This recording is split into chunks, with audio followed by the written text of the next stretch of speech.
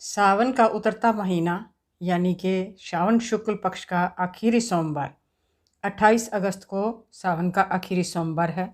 और उस दिन प्रदोष व्रत भी है, यानी कि आपका सोम प्रदोष व्रत रहेगा उस दिन।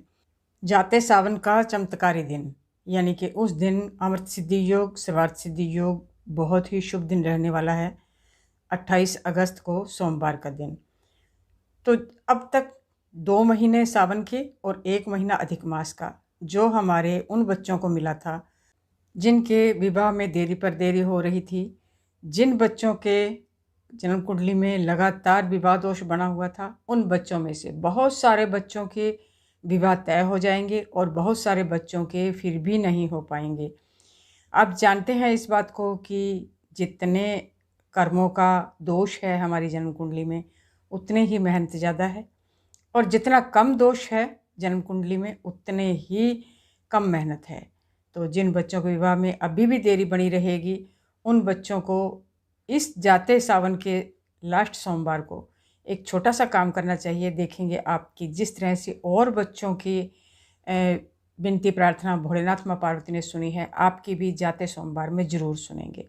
इस उपाय को चाहे माता पिता कर लें, चाहे बच्चे कर लें। विशेष तौर से माँ से मैं कहूँगी कि उन्हें ज़रूर करना चाहिए, और बच्चे खुद करें तो बहुत ही अच्छी बात है। आपको सोमवार के दिन करना क्या होगा, देखिए प्रदोष व्रत है।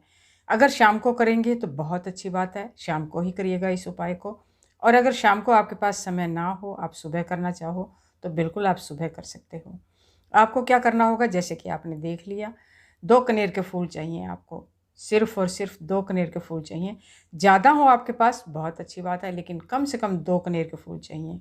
आप जानते हैं सभी कि कनेर का फूल, सभी जितने भी आपके फूल हैं, जितने भी हैं, उन सब में अति प्रिय है भोलेनाथ को कनेर का फूल।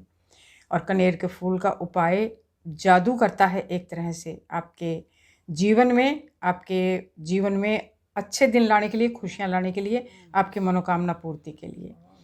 अब आपको करना क्या होगा कि 2 कनेर के फूल ले लीजिएगा, और इसके साथ ही आपको 1 लोटा जल ले लेना है। उस 1 लोटा जल में थोड़े से चावल के दाने डाल लीजिएगा। मैं यहाँ चावल के दाने आपको गिनने के लिए नहीं कह रही हूँ कि इतने गिन के डालिएगा, आप 1 चुटकी डाल लीजिएगा उसमें।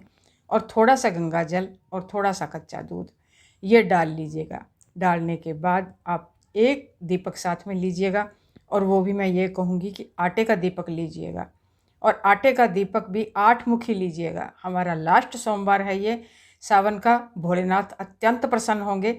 और वैसे भी मैंने शायद पीछे एक वीडियो में कहा था आप सबको कि अगर आप सायंकाल में हर सोमवार को, सावन के जो सोमवार हैं उनमें 8 मुखी दीपक अगर भोलेनाथ का आप घर में भी जलाते रहते हैं, अपने पूजा घर में उनके सामने, तो आपकी विवाह ही नहीं, अन्य प्रकार की भी कोई भी कामना किसी प्रकार की अवश्य और अवश्य पूर्ण होती है।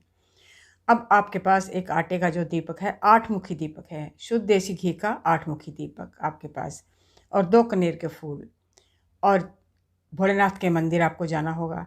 देखिए कोई कारण ना हो कि हम जा नहीं सकते, बहुत दूर है, ऐसी बात हो तो मैं आपसे निवेदन करूँगी कि इसमें आपको किसी प्रकार का आलस्य नहीं करना चाहिए, किसी प्रकार की लापरवाही नहीं करनी चाहिए। आपको ये दिन वापस 1 साल के बाद मिलेगा, और 1 साल के बाद ये सावन का सोमवार, और उस पर भी प्रदोष व्रत इतने शुभ योगों के साथ 1 साल बाद मिलेगा। तो आलस मत करिएगा, मंदिर ज़रूर जाइएगा। और अगर फिर भी कोई कारण हो, स्वास्थ्य ही सही नहीं है, कर ही नहीं सकते हैं, तो इस उपाय को फिर घर पर भी कर सकते हैं। आपको करना क्या होगा कि मंदिर में जाके आप सबसे पहले दीपक प्रज्वलित करिए, 8 मुखी दीपक प्रज्वलित कर लीजिए, और उसके बाद से पंचदेवों को मनाइए, यानी कि विशेष तौर से गणपति बप्पा को मनाइए। उनके सामने मन ही मन संकल्प लें।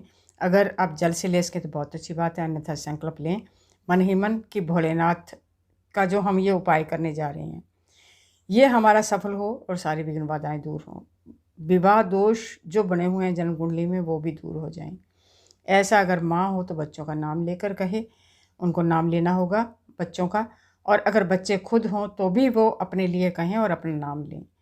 अब आपको ये जो जल है आपके पास, इस जल को भोलेनाथ के शिवलिंग पर अभिषेक करना होगा। धीरे धीरे धार के रूप में नमः शिवाय, ओम नमः शिवाय का जप करते हुए अभिषेक कर दीजिए इस जल को। अभिषेक करने के बाद अब आपके पास हैं 2 कनेर के फूल, दोनों कनेर के फूल हाथ में ले लीजिए और बहुत मन लगा के, लगभग आपको 2-3-5 मिनट तक आपका मन लगना चाहिए अपनी विनती प्रार्थना कहने के लिए। नपे तुले शब्दों में नहीं, जिस तरह से आप अपने घर में किसी से कोई बात मनवाने के लिए बात करते हैं, बहुत निवेदन करते हैं, रिक्वेस्ट करते हैं, उस तरह से बात करिए। भगवान से हमेशा जिस तरह से आप अपनों से बात करते हैं उस तरह से करनी चाहिए। कोई बंधे बंधाए शब्द नहीं होते हैं भगवान से विनती प्रार्थना करने के, क्योंकि बंधे बंधाए शब्दों का इस्तेमाल एक फॉर्मेलिटी होती है। क्योंकि आप भी जानते हैं कि कभी कभी हम किसी के बारे में बहुत अच्छे शब्द बोल रहे होते हैं, लेकिन मन में हमारे लिए उनका कुछ भी नहीं होता।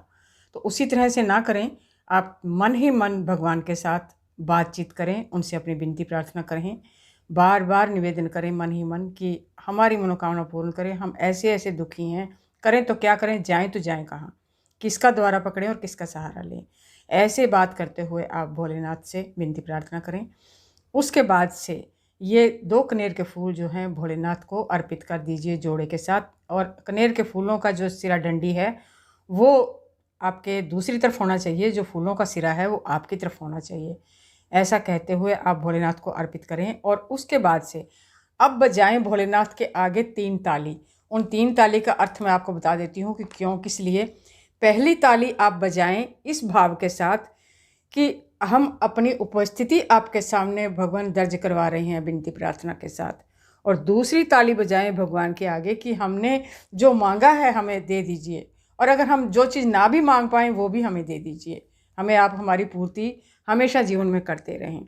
और तीसरी ताली इसलिए बजाएं उनको इस भाव के साथ कि आपके चरणों में हमें जगह दीजिए, आपके चरणों में हमें जगह मिले, उपस्थिति मिले हमें, तो आप हमारा कल्याण करें। ये 3 ताली आपको इस पूजा के बाद बजाना बहुत ज़रूरी है। इस भाव के साथ तीनों भाव आपके मन में आने चाहिए ताली बजाने के साथ। एक ताली बजाएं तो भाव आए, दूसरी, तीसरी, 3 ताली बजाने के बाद फिर आपकी पूजा पूरी होती है। बहुत ज़रूरी है। आपने अब तक पूरा पूजा पाठ किया होगा पूरे सावन में, लेकिन ये प्रक्रिया नहीं अपनाई होगी। अपना के देखें, 3 दिन के अंदर आपको खुशखबरी ना मिल जाए तो आप मुझे कहना, मैं गारंटी देती हूँ। एक बार भोलेनाथ के आगे इस तरह से करके देखिए, आप आराधना पूजा और भाव बनाएं, आपको 3 दिन के अंदर चमत्कार मिलेगा। भोलेनाथ के पूजा आराधना का पूरे सावन के महीनों का शुभ फल मिल जाएगा आपको इसी लास्ट आखिरी सोमवार में। वीडियो आपको अच्छा लगा हो तो प्लीज़ वीडियो को लाइक करें, शेयर करें। चैनल पर पहली बार आए हों तो सब्सक्राइब जरूर करें और कमेंट बॉक्स में हर हर महादेव जरूर और ज़रूर लिखें। आपकी तुरंत मनोकामना पूर्ण होगी, शीघ्र बच्चों के विवाह योग बनेंगे। ऐसी मैं भोलेनाथ से विनती प्रार्थना करती हूँ। वीडियो देखने के लिए आप सबका बहुत बहुत धन्यवाद।